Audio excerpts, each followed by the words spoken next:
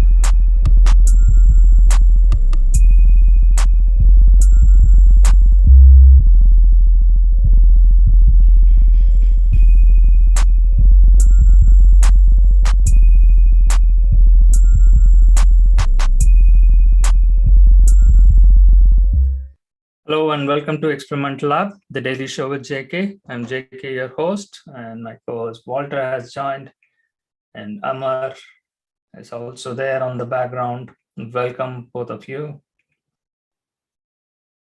Hi, JK. Good to be here. I'm looking forward to today.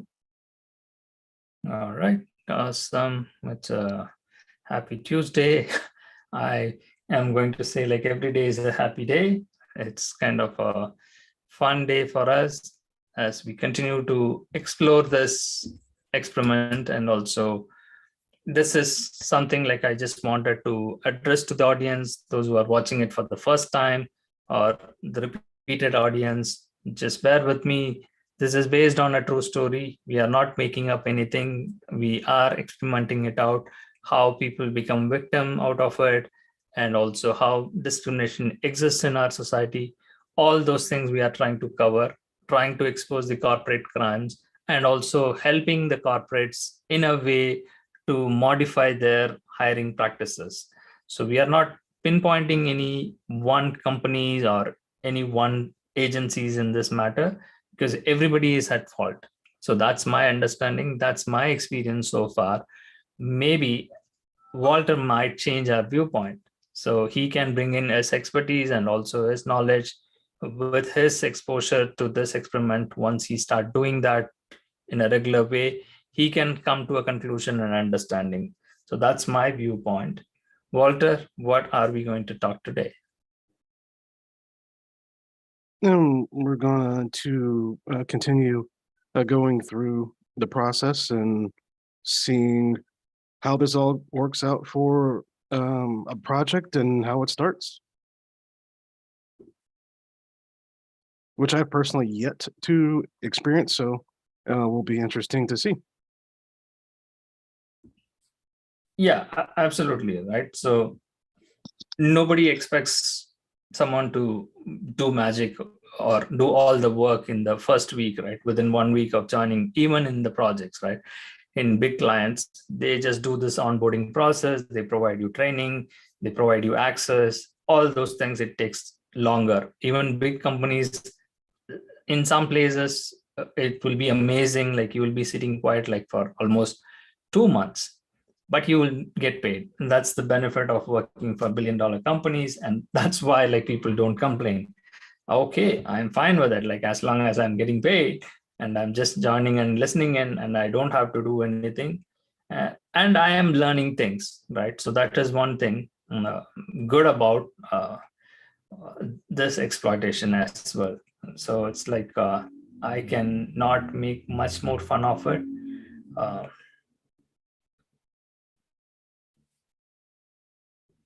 Meanwhile, as I mentioned, right, so we are talking about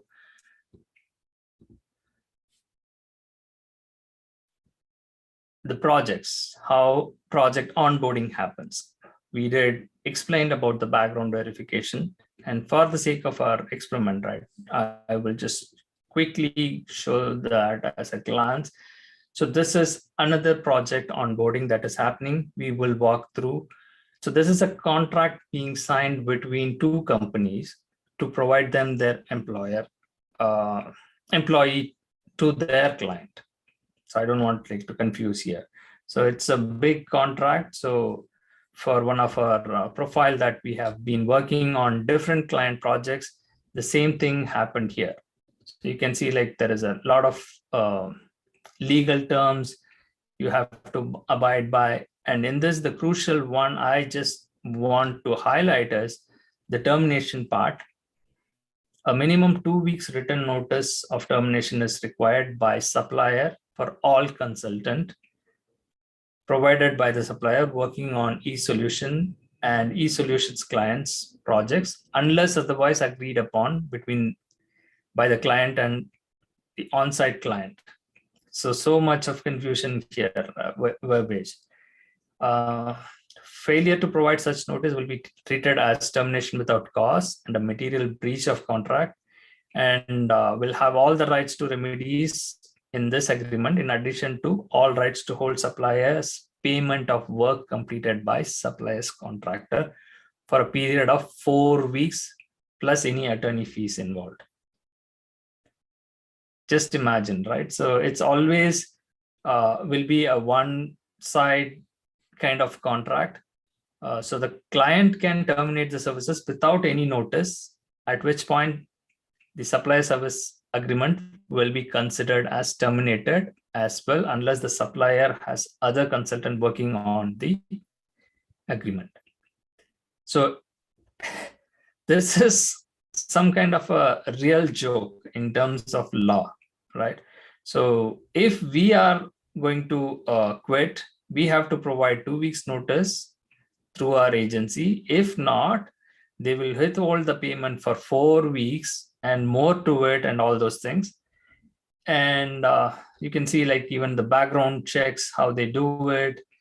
And the interesting part is how they cover themselves by asking to have a minimum insurance for all the frauds and damages that they are doing to their services. This is what I am surprised. And here even in this contract, they can ask about our company details. I agree on those things. But what surprises me was I-9 form, employment authorization. They are not our employer, but still they want to validate and see this one, which is kind of a surprise. And it is, from my knowledge, it is not legal to ask, because you are asking us to provide an employee. So that is the agreement. The vendor master service agreement is for that. So why do you want to check the I-9 of our employees? It is for our business to keep that record, and we have to provide that to the government if they ask, if any agency is asking. But still, they do this harassment, and how this leads to complication for the H-1B candidates. That's what my point of discussion in today's talk show. Walter, you are. I'm not. Yeah, I'm not sure if that is illegal, but it's not something. It was something I would ask a question, because it's a profile for a U.S. citizen. So that, I've never had to fill out an I-9 form before. So I would have kind of asked them, what is this for? You're not my employer. It's a contract I'm being granted to you by my employer to work for you as a supplier. So what is this really for? So it's a bit odd. Everything else there, it makes sense. I've seen a lot of these contracts before from companies. They're always one-sided, and it's just it's basically you have the option to not sign it, and in this case, it would be turning down quite a bit of money, basically $69 an hour. So that's kind of what they have over you. And I do think it's funny that in the countries they can terminate you at any time without cause, which technically is not true. If there's discriminatory reasons for your termination, then that's not legal. But I think it's funny they still try to put that in the contract, that in those exact terms, that's not technically how that's going to work, even if I sign this. But they say you have to give them a 2 weeks notice. I think that's That's funny. And and I don't think they should at least have the decency to do that both ways, but they don't.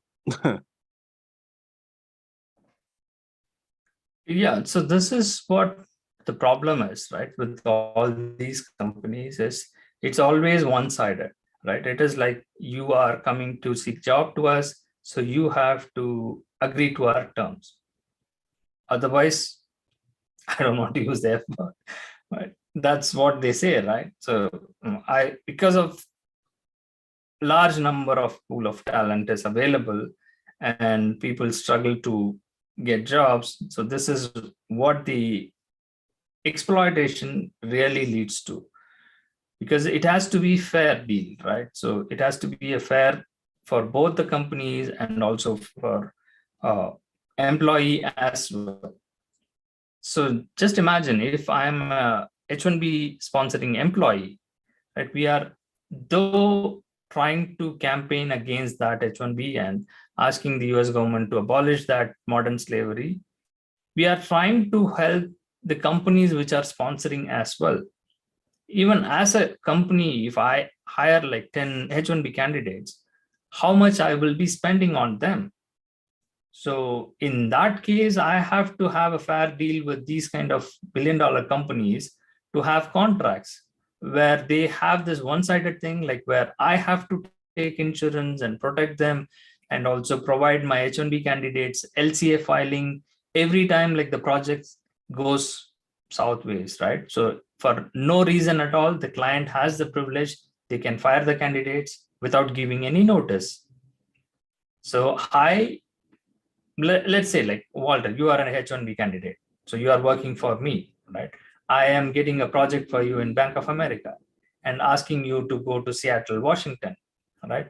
So we have a company in Texas and you are in the Texas, and then you get a project in Seattle, Washington. We ask you to go on your own expense and join the project. You go there and join the project, and within a few weeks, the manager doesn't like you and he fires you, right? So I am at loss as an employer. I am at loss, but still legally I am bound to pay you as long as you are staying in this country. So where will I get the money to pay you? I'm not getting any money, right? So as a candidate, I selected you and you are a good candidate. You have that talent, you have the knowledge, you have the skills, you have the experience, but still for no reason, no fault of yours, if the end client manager fires you, then I am at loss. Do you understand the nature of this business now?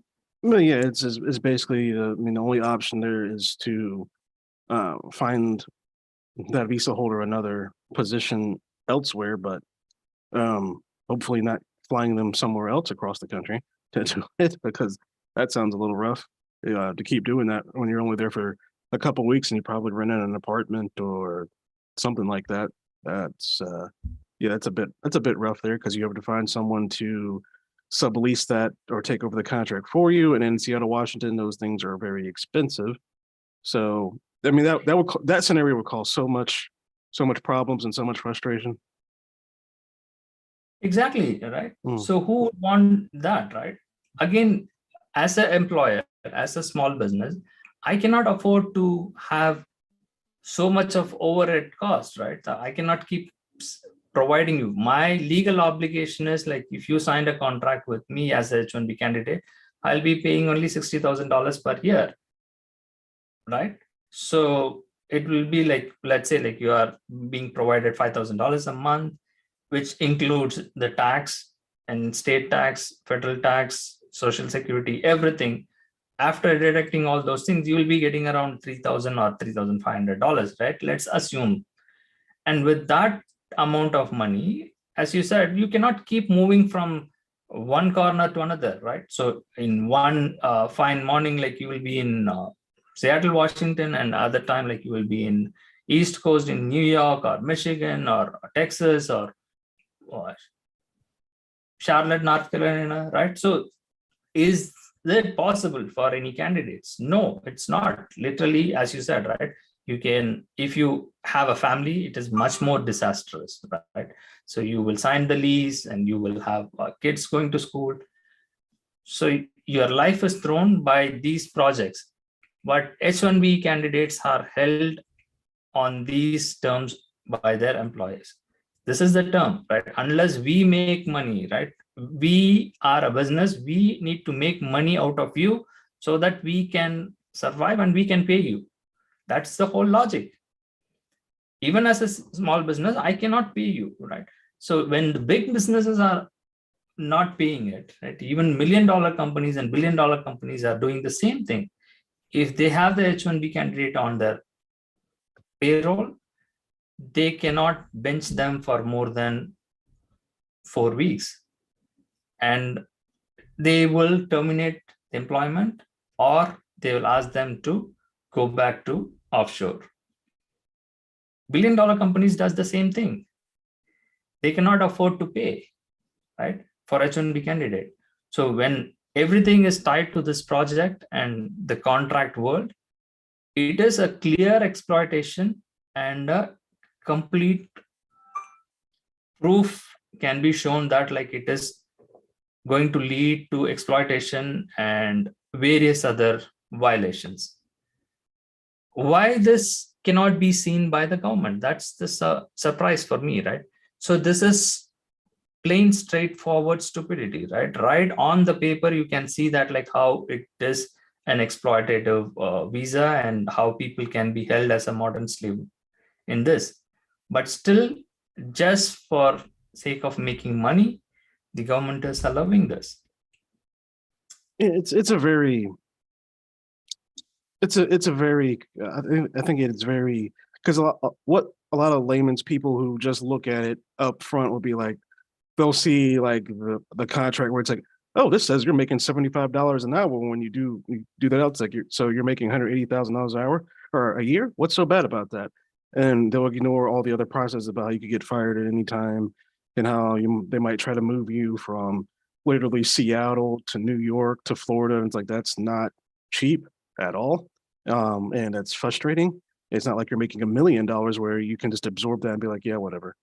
So there are definitely things there that are complicated. I mean, it honestly, it could just be as simple as changing the language of how the visa works, where you just, if you have an H-1B visa holder that you employ or you have contract with, that you can't just have them on board for 2 weeks after you hire them and then just fire them without just cause, because that creates a gigantic problem and they may have to go back or hustle for another job really quick, which isn't exactly that easy. So, I mean, there are tiny things that could be done to fix the problem and stop the exploitation. And also a thing that doesn't get talked about a lot in the United States is the mental health strains that could start causing on someone.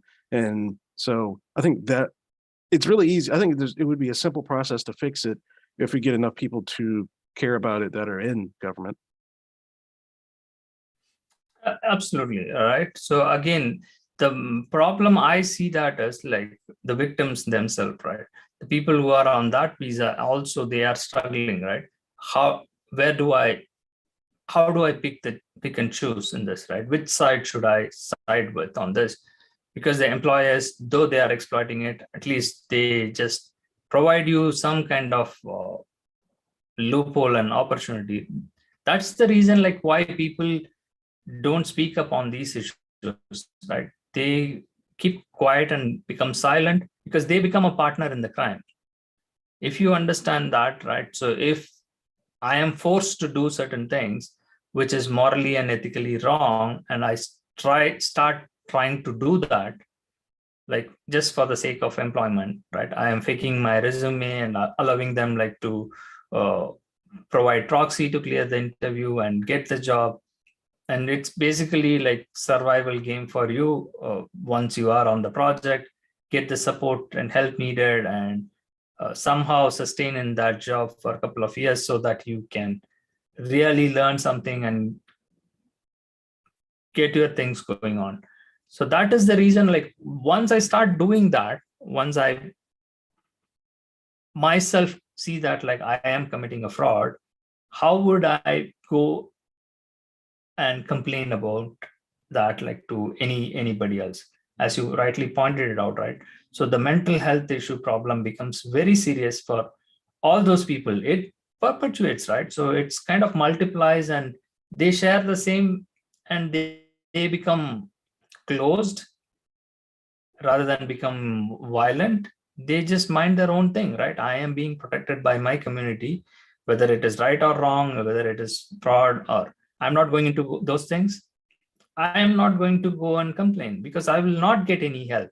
Even if I have the guarantee that like I will get the protection, I will get the help, what assurance anyone can give that to any individual that they are going through this process? The argument here, right, I just wanted like to, for the sake of experiment, right, we just want to test this out. So that's why like we brought this up and trying to bring this. So for one of the profiles, the fun part here, right, you can see that so the contract term is like only W-2 or 1099. Do you understand this? It's And also the beauty. Yeah, employer, pretty much like a freelance deal. Yeah. So, and also the beauty is they mentioned like H1 transfer will also be considerable, right? I just want to talk to this guy, right, and reach out and see like what he has to say about it and how they will do the H1 transfer, right? So basically, if I'm going to say that like this profile and talk to him as an H1B candidate, and let's play it out like how this turns out and how they do the H1B transfer. Yeah, because that cost it costs a bit of money to do, right? Or is it just they have to take it over legally or something like that? Yes. So either they include it in their pay rate, in the compensation that they are providing you. Like if you are getting a project for $75 and then they will make it an assumption that like I'll pay you $60, and in that $15 in a year or within 6 months I can recover the cost of the H1B from you. That is a reason like they go with that. My assumption is like whether they are going to sponsor without asking money upfront or they ask you to pay upfront. So that is one thing like I wanted to find it out. Let me just call him and check with him.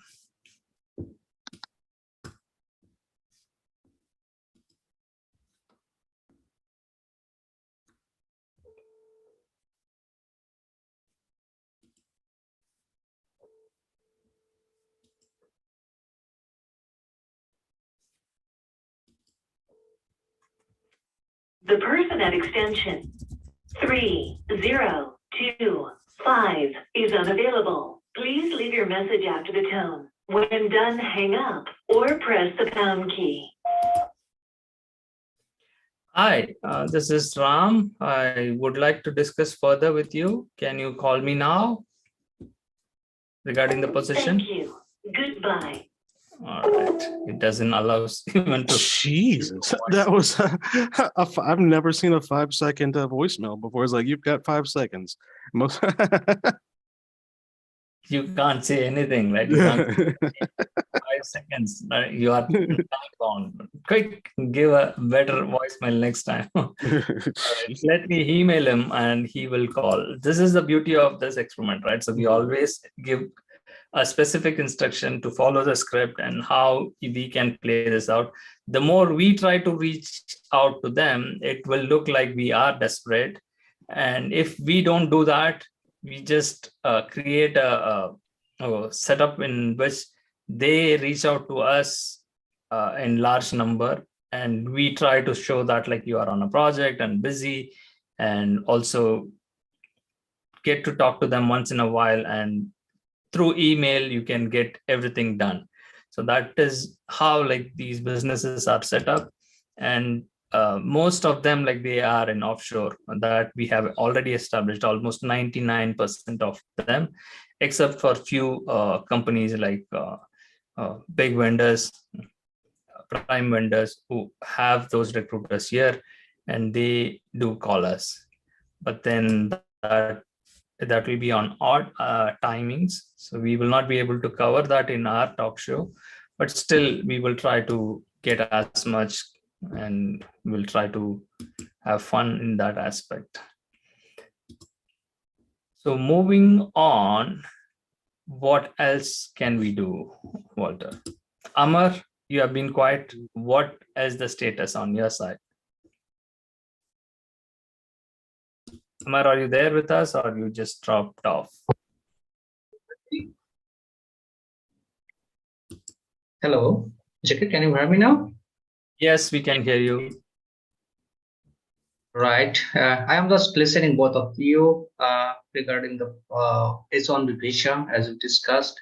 But I came to know from your discussion that the H-1B visa holder, they are leading a difficult life. So why the government is not banning this type of visa? So what's the benefit of H-1B? As I know that there is lots of problem for the visa holders, H-1B visa holders. So what's the benefit? Is there any benefit of H-1B visa holder? There. Well, I think Walter can answer that, but I will take a stab, right? It's money. Everything is money, man. Right? It's a win-win for them, right? Billion-dollar companies wants these kind of workers who they can control, right? Which they cannot control and have this kind of power over US citizen or anyone, right? Permanent resident. Round the clock, they are able to work, and also for low wages, right? Dollar to penny kind of thing, right? Why manufacturing jobs are going to outside the country? The reason is the economy, right? They cannot afford to make that $1 billion if they are going to run everything here. That's the reason. And the governments are like, have to depend on those $1 billion companies, listen to it, because they are the one who is paying you, lobbying you for your political campaigns and everything else, right? You cannot go against them. If you go against them, then you are in a bad shape. Am I not wrong, Walter? Yeah, I mean, that's why there's a contingent trying to get dark money out of the politics because of that reason. Corporations will kind of buy silence, and honestly, very cheaply, actually, at times. So it's kind of alarming. And I think the answer is really money, because once we get all the data, we can see that H-1B visa and green card holders are typically going to get paid probably less than United States citizens in these same jobs. And it's because they want to come and make more money than they could where they were living. So, it's not like they have to it's not like they have to be a citizen or have another difficult, there's some other visas that are harder to get, so they don't have to get those. Man, I guess the big appeal was like, okay, I can go here, work, and stay as long as I have this job, and it shouldn't be that difficult. I'll just do my job. They'll treat me right, and I'll get paid a lot of money, and it'll be that. But it's not that simple. And the language of the H-1B visa law allows for these kind of loopholes and exploitation things to come in, because it's not. I mean, I guess that's where it's going to come in with me speaking to these recruiters and working and everything on the project. Is I can't fathom they treat United States citizens in the same way or would do the same things, because there's more repercussions for that, because it's easier for U.S. citizens to be like, can't do that. I'm gonna press charges, going to talk to the media. I'm gonna make this real bad for you. It's not like you can kick me out of the country. I'm a citizen here. So that's my assumption going into it, is that companies also want to hire these people because if they feel like not being as ethical, it's easier to do that to them because they're not citizens of the country, which is unfortunate, a thing to say. And I wish it wasn't the case, but it seems like that's what the case is going to be. Yeah, to add to it, Walter, right? So the justification, everybody says that as like it's kind of a when we are providing opportunities for talented people and want to have talented people come to US and retain those talent. So all those things are kind of BS for me. The reason why I say that is already like talented peoples all over the world, right? As per the Gallup survey, right? 150 million people want to immigrate to US in a legal way itself. Forget about the illegal ways. Even through legal means, like so many craze is there out. And why do you exploit that and use this as a leverage, like to keep control on people?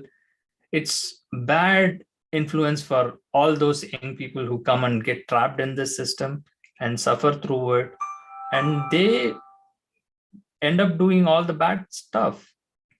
And we can see like people even from sitting from abroad, those who have dreamed at one point like I will come to US, are doing this in the IT field from offshore, working in graveyard night shifts, all, and spoiling their health. They don't care. As long as I get paid, I don't care like what that crime is, what it perpetuates, and what it affects other people's life. And that's where like millions of people are trapped in this modern slavery and also become a human trafficking victim. We are the reason, the governments are the reasons to create this human trafficking. They are the one who's creating this problem. It's not even problem. They have to approach it based on solutions, right? Not just by thinking that like, oh, I need employees, I need talent. Okay, I'll put these terms and bring in them.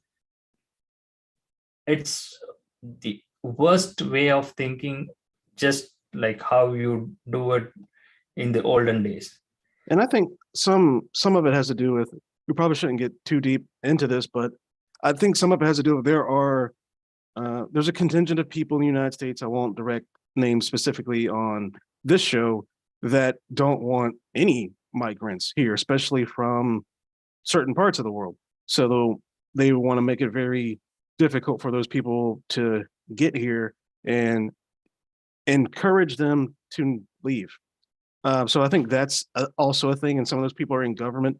That might be why some of this hasn't been looked at, because there's going to be another side that wants to fix it, but there's going to be some contingents there that's be like, who cares? We don't want them here anyway, type of a feel. So I think that might come into play a bit. I mean, honestly, the companies themselves are going to be like, yes, we want workers. We want the best workers working for us. Let them come. I don't care where they were born. I mean, that's kind of the way the companies are going to feel about it. It's like, I don't care. But I do think there is that nasty social contingent that doesn't want migrants here. And as you said, most of the H-1B visa holders are Indian, and that might have something to do with why there's that underlying bigotry there, and why it might not be fixed as fast as it should be. I cannot agree more. You said it right, Walter. We will continue on this journey and talk more on this. We are signing off for today. Bye for now.